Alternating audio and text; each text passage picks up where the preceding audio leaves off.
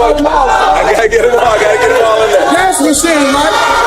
Dancing. No, wait. Stop. Do not interrupt. Randy. For decades, Michael Jackson worked tirelessly to protect an image that seemed almost untouchable, calm, elegant, and impossibly composed. Even when the spotlight grew brutal and the media pressure became overwhelming, he usually remained controlled. I've always admired him, and to have him do something like that was pretty painful as an artist to another artist. And it's sad because, well, I think what Stevie Wonder said is true. And I just don't want to say too much more than that. But he should be ashamed of himself, what he's doing. I've never attacked another fellow artist. Great artists don't do that. One of the revealing incidents erupted in 2004 when Michael Jackson condemned Eminem's music video for Just Lose It. The video mocked Michael's appearance, referenced the 1984 Pepsi commercial burn accident, and turned allegations surrounding his private life into material for ridicule. Michael did not simply ignore the attack. He made his disgust unmistakable, describing the portrayal as insulting and disrespectful. For an artist who usually avoided answering his critics publicly, that reaction exposed how the humiliation had affected him. Then came another striking moment during a live appearance, when Michael Jackson suddenly spoke with extraordinary force about the music business. Abandoning his calm and carefully measured delivery, he attacked powerful music corporations, insisting that legendary artists who helped build the industry were being denied the recognition and financial rewards they had earned. His face... Throughout the years, Black artists have been taken advantage of completely. And it's time now that we have to put a stop to this incredible injustice. And like Mrs. Sharpton was saying, people from James Brown to Sammy Davis Jr., some of the real pioneers that inspired me to be the entertainer that I am. These artists are always on tour because if they stopped touring, they would totally go broken. And it's been, the record companies really do conspire against their artists. They steal, they cheat, they do whatever they can, especially the Black artists. Michael Jackson refused to let his initial comments become the end of the conversation. Instead, he continued with growing conviction, making it clear that what troubled him extended far beyond anything he had personally experienced. To Michael, this was never simply about one performer or one confrontation. He believed countless artists had sacrificed years of their lives creating music that transformed the industry, only to watch powerful executives and corporations collect much of the reward generated by their success. As his message became more forceful, Michael Jackson made another point unmistakable. This was about defending the rights, dignity, and legacy of artists everywhere. He argued that the people responsible for creating the music deserved genuine respect, fair treatment, and meaningful recognition for the value they gave the entertainment world. Rarely did he expose this side of himself so openly. Yet here, his frustration with the business became impossible to hide, as he appeared to speak not merely for himself, but for countless musicians he believed had endured the same battle.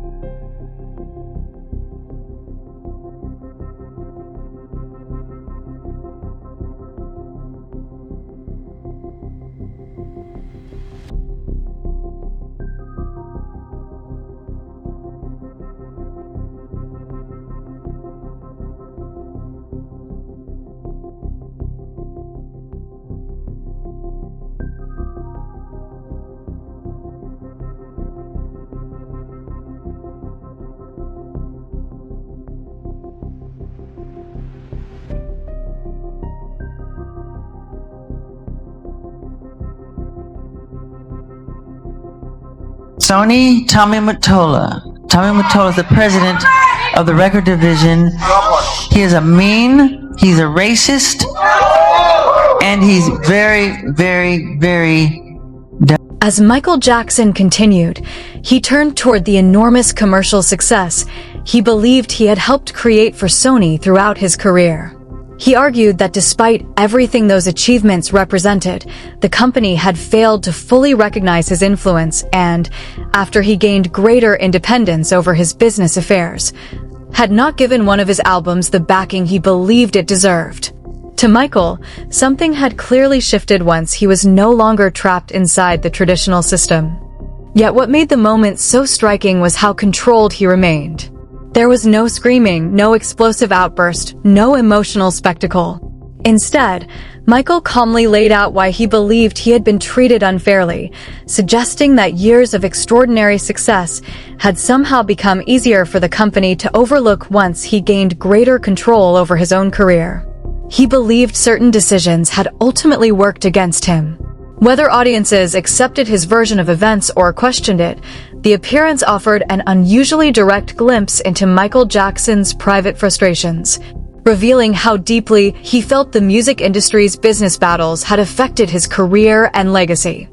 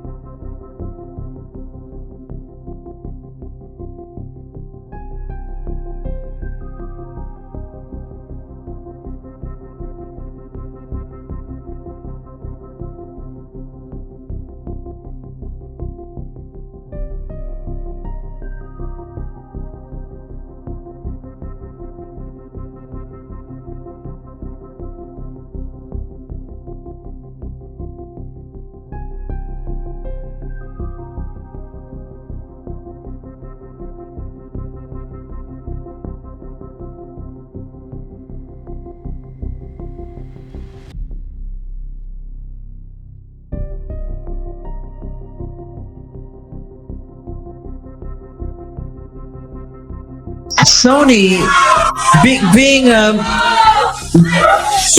the artist that I am at Sony, I've generated several $1 billion for Sony, several billion, and they really thought that my mind is always on music and dancing, and it usually is, but they never thought that this performer myself would outthink them.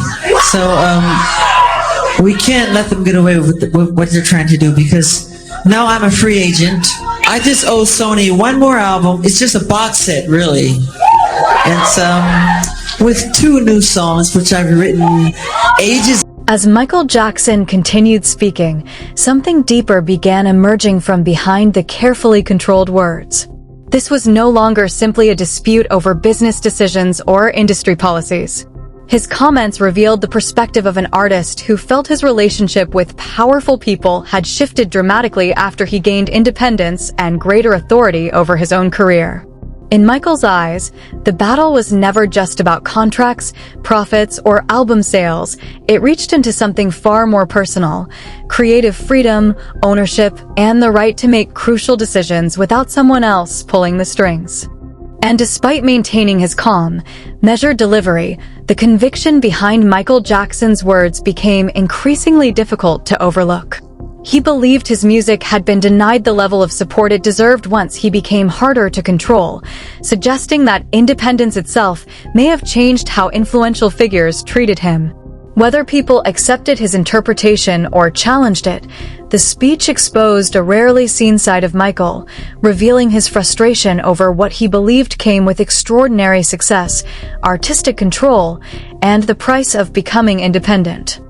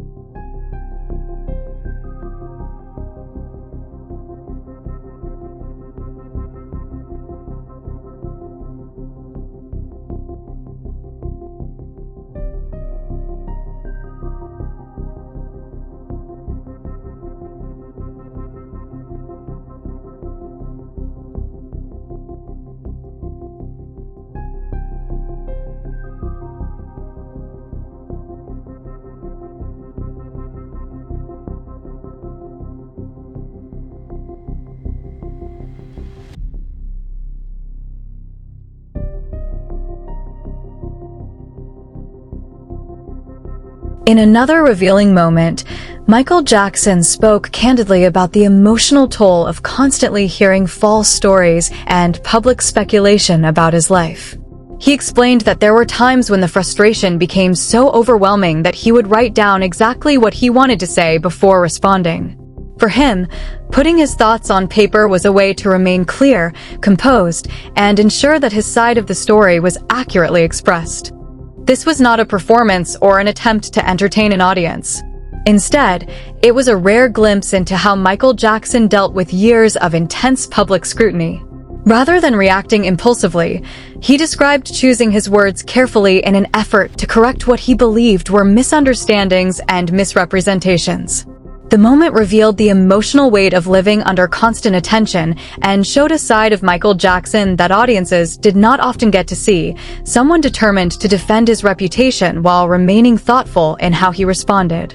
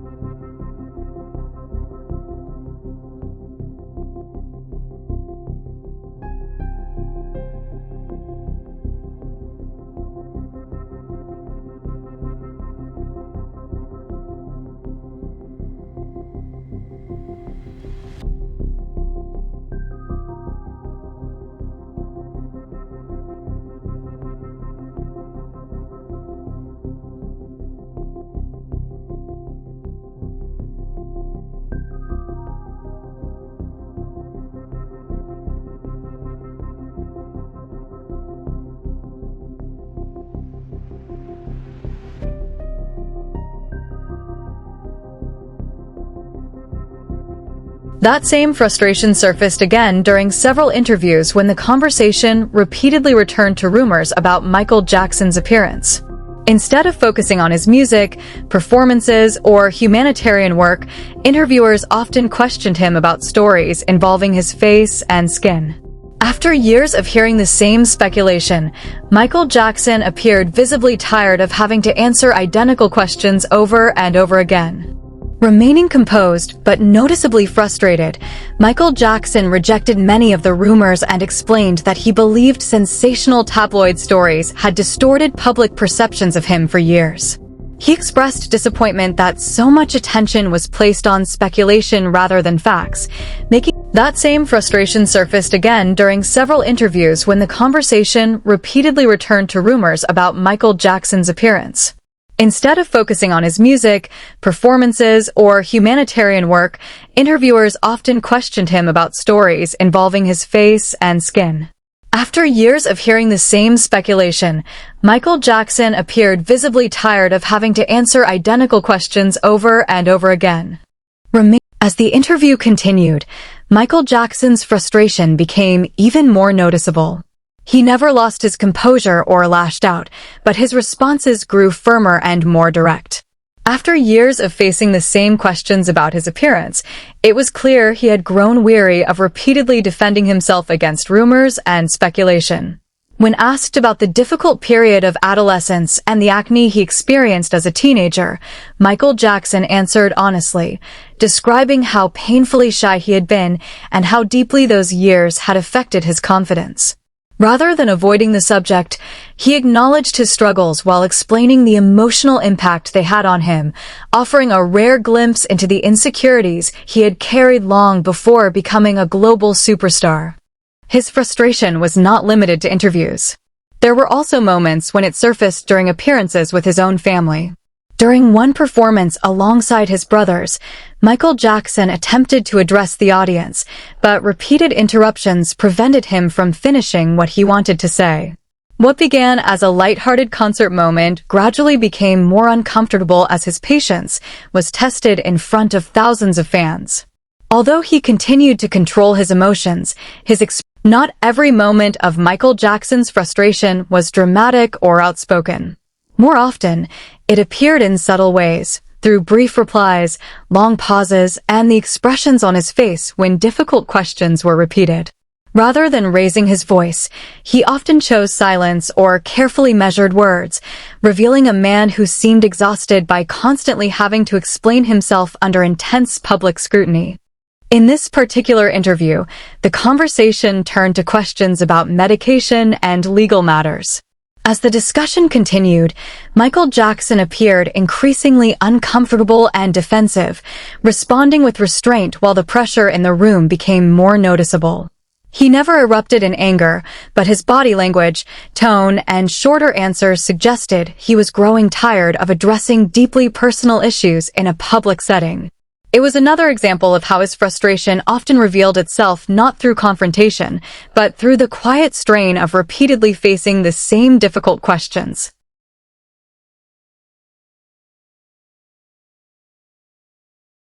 As the interview went on, Michael Jackson continued answering the questions, but his responses became increasingly hesitant and guarded. Rather than reacting with visible outrage, he appeared to be carefully choosing every word, aware that anything he said could be scrutinized or interpreted in different ways. It reflected a quieter form of frustration, the kind that can emerge when someone feels cornered by persistent questioning and exhausted from having to revisit the same deeply personal subjects time and time again. Taken together, these moments reveal that Michael Jackson's frustration did not always appear as dramatic confrontations or raised voices. More often, it surfaced through controlled expressions, measured answers, and the visible strain of living under constant public attention. Whether speaking about media coverage, industry disputes, or personal controversies, he often conveyed the feeling that his words and actions were being misunderstood or taken out of context.